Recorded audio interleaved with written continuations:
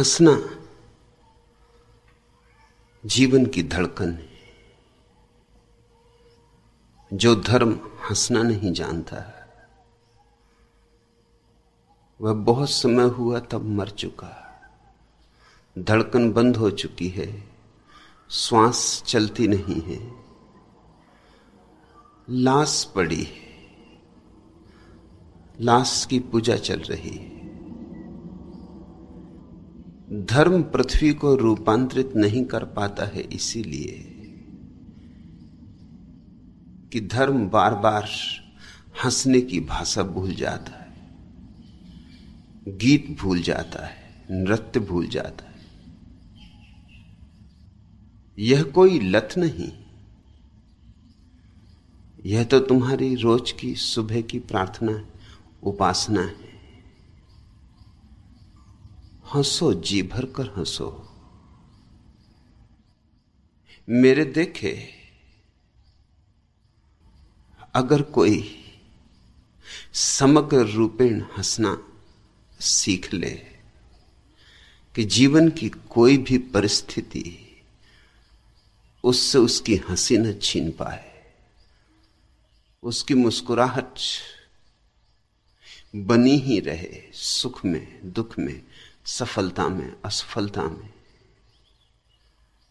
तो कुछ और पाने को नहीं बचता, सब पा लिया। वैसी दशा ही समाधि है, मोक्ष है। जिसे हंसना आता है उसके आंसू भी हंसते हैं, और जिसे हंसना नहीं आता उसकी हंसी भी रोती है, रोती रोती सी ही होती है। हंसी हंसी में भी तुम भेद देखो। उदास लोग भी हंसते, मगर उनकी हंसी कड़वा स्वाद छोड़ जाती। मस्त लोग भी हंसते, उनकी हंसी से फूल झरते। मस्ती से हंसो। एक हंसी होती है जो सिर्फ अपने दुख को भुलाने के लिए होती, उस हंसी का कोई बड़ा उपयोग नहीं, धोखा है, आत्मवंचना है। एक हंसी है जो तुम्हारे भीतर उठ रहे आनंद से, तुम्हारे भीतर उठ रहे गीत से झरती है। भीतर कुछ भरा भरा है, इतना भरा है जैसे बदली भरी हो वृष्टि के जल से, तो झुकेगी, कहीं बरसेगी, भिगाएगी जमीन को, पहाड़ों को, वृक्षों को नहलाएगी। उसे हल्का होना ही होगा।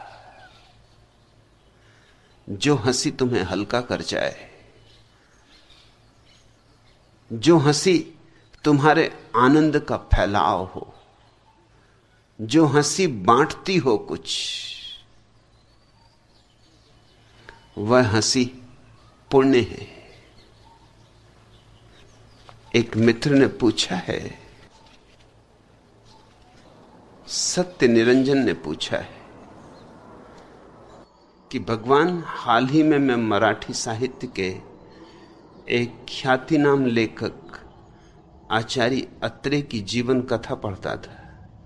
उसमें एक जगह वे कहते हैं, इस दुनिया में दुख सहने का हास्य विनोद ही एक राजपथ है। हास्य विनोद सबसे बड़ा मानव धर्म है। मनुष्य के कल्याण के लिए आज तक अनेक अवतारी पुरुषों ने भिन्न भिन्न धर्मों की स्थापना की है। किसी का धर्म दया पर आधारित है तो किसी का समता पर, किसी का सत्य पर तो किसी का अहिंसा पर। लेकिन आज तक ऐसा कोई धर्म संस्थापक नहीं हुआ कि जिसने विनोद के वेदांत पर आधारित हंसते खेलते हुए आनंद में धर्म की स्थापना की हो। काश आज वे जीवित होते तो आपके रूप में ऐसा धर्म अवतरित होते देखने का सौभाग्य उन्हें प्राप्त होता है। भगवान हास्य विनोद की ऐसी क्या खूबी है। आचार्य अत्रे के अंतिम दिनों में मेरा उनसे मिलना हुआ था। उनकी बेटी सिरीस पई मेरी शिष्या है। उसका बहुत आग्रह था कि इसके पहले कि उसके पिता जीवन छोड़ें, देह छोड़ें, मेरा उनका मिलना हो जाए। उनकी भी बड़ी आकांक्षा थी। तो मैं उन्हें देखने गया था। बिस्तर पर थे, अंतिम घड़ियां थी। यह बात चली थी जो बात सत्य निरंजन ने पूछी। उन्होंने यही मुझसे कहा था कि दुख सहने का हास्य विनोद एक राजपथ है।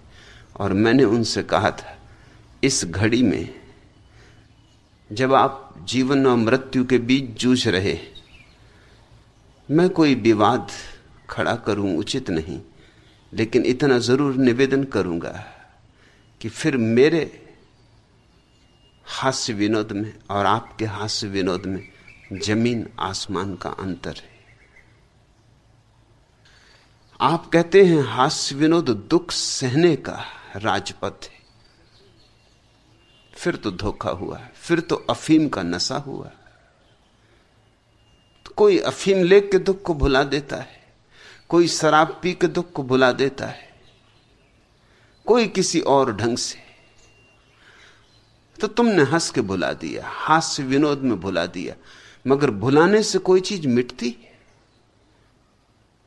काश इतना आसान होता कि हम भुला देते किसी बात को और वो मिट जाती। तब तो सभी बुद्ध हो जाते, कभी के बुद्ध हो जाते। बात इतनी आसान नहीं। हम भुला के बैठ जाएं थोड़ी देर को, अपने को भरमा लें, लेकिन जिससे हमने भुलाया है वह लौटेगा। भुलाया ही है, मिटा तो नहीं, भीतर पड़ा है। क्षण भर को छिपा लिया है, ओठ में हो गया है, पर्दा डाल दिया है। जैसे किसी ने घाव के ऊपर फूल रख दिया हो। घाव के ऊपर फूल रखने से घाव थोड़ी मिट जाएगा। हम फूल रखने से शायद किसी को दिखाई ना पड़े, शायद तुम भी थोड़ी देर को धोखा खा जाओ, आत्मवंचना में पड़ जाओ। मगर घाव जब तुम भूले हो फूल रखकर, तब भी बढ़ रहा है, फैल रहा है, उसमें मवाद इकट्ठी हो रही, वो नासूर बनेगा, वो कैंसर भी बन सकता है। मेरे हास्य विनोद में और आचार्य अत्रे के हास्य विनोद में बुनियादी भेद है। वे कहते हैं दुख को भुलाने का, दुख सहने का, और मैं कहता हूं आनंद को प्रकट करने का, आनंद को अभिव्यक्ति देने का। पहले आनंद चाहिए, तब तुम्हारी हंसी में धर्म की सुगंध होती, तब तुम्हारे रोने तक में धर्म की सुगंध होती है। हंसने की तो बात छोड़ो। तुम बैठो तो नृत्य होता है, तुम मौन रहो तो उपनिषद झरते, तुम ना कहो तो भी परमात्मा तुमसे प्रकट होता है। तुम चलो, उठो, और तुम्हारे चलने उठने में भी अलौकिक प्रसाद होता है, एक सौंदर्य होता है जो इस पृथ्वी का नहीं है। फिर हंसने की तो बात ही और। हंसना तो बहुत अद्भुत घटना है। सिर्फ मनुष्य को छोड़कर कोई पशु पक्षी हंसता नहीं। किसी पशु पक्षी की क्षमता नहीं हंसने की। हंसने के लिए विवेक चाहिए, बोध चाहिए, हंसने के लिए समझ चाहिए।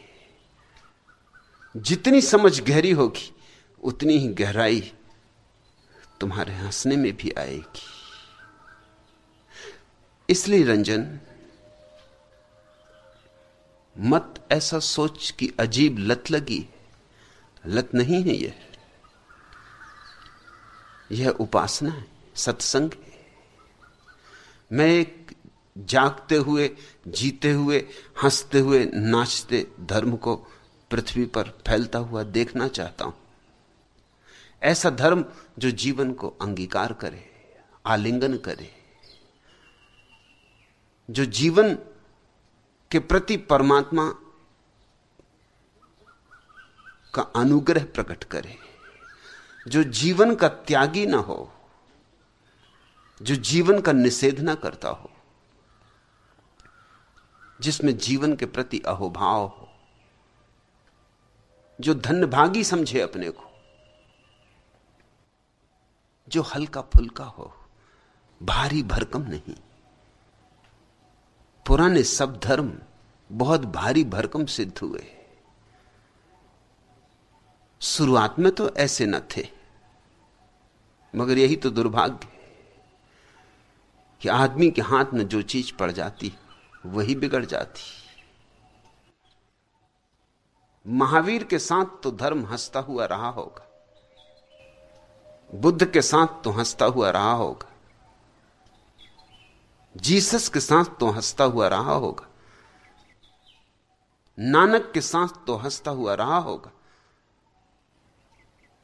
अगर कबीर के साथ ना हंसा होगा धर्म, तो फिर किसके साथ हंसेगा? फरीद के साथ ना हंसा होगा तो फिर किसके साथ हंसेगा? लेकिन पीछे जो लोग आते वे करीब करीब विपरीत होते।